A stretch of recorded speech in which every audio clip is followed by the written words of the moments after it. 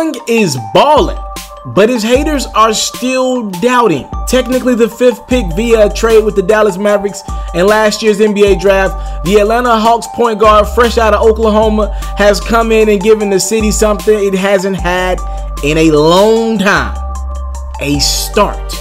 Let's be honest, out the gate, Trae struggled to find his shot. The first 10 games, Young shot under 30% from the three-point line.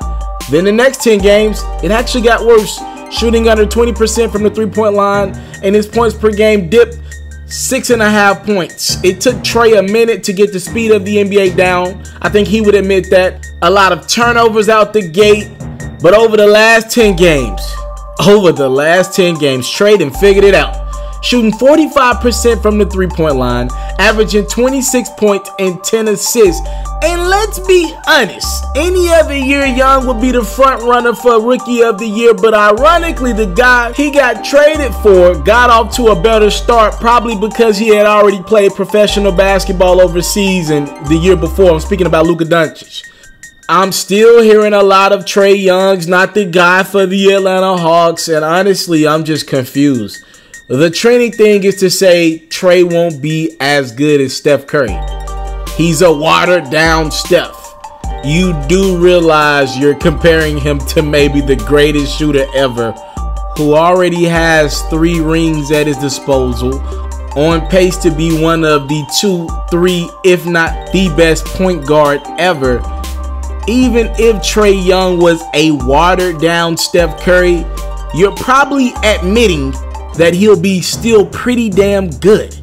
But if you want numbers, Trae's averaging more points and assists than even Steph Curry was his rookie season. Yeah, we live in this society that just wants everything on a platter immediately. We live in this microwavable society in which if you don't come out the gate, average 38 points, 19 assists, and 12 rebounds, you're a bust, right? If you don't get your team to the playoffs year one, I believe LeBron and the NBA's society kind of created this standard because he was so great out the gate.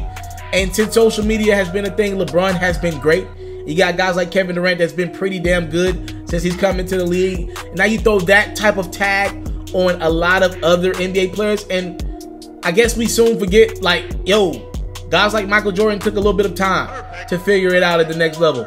Like, yo, there have been guys that didn't have it night in, night out. Like guys like Steve Nash took some time to figure it out. Jason Kidd, they took time to figure it out. It took time, ladies and gentlemen. And right now, this microwavable society is just not doing that.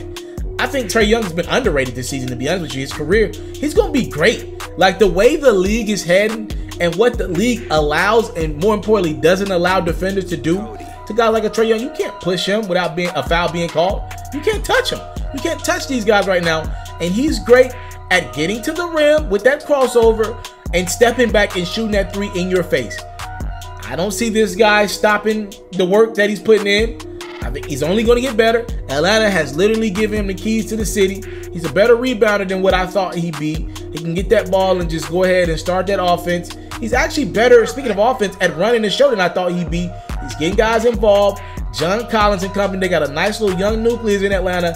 And as long as Trae Young buys into the Atlanta culture, which I think might be one of his biggest faults. And when I mean buying in, I mean buying in the right way. Becoming acclimated with Atlanta, in which the city loves him and gives him the time and the years to become great, but also not letting the party scene, the club scene in Atlanta, Georgia bite him in. As long as he allows himself to kind of balance that narrative, this dude is an underrated talent. And he might not ever be Steph Curry, but who is? He's maybe like the second best point guard of all time. This dude is going to have a season where he averages 25, 26 points a game and 10 assists. He actually might be a better passer than Steph Curry. Don't tell anybody I told you that. This dude can ball at an elite level. Any other year, he'd be Rookie of the Year. Don't sleep on that. One of the best shooters we've seen come in the league in quite some time. Compare Trae Young to Trae Young. And if you do that, you like what you see, and you're looking forward to the future. I want to salute you, homie, you know, for building your own thing and doing your own thing, creating your own platform, your own website. I got one life to live out my dreams, and I'm giving this thing all I got. I interview celebrities. I talk sports. I represent the culture. Right now you're turning up on Mr.Taliaferro.com, shawty.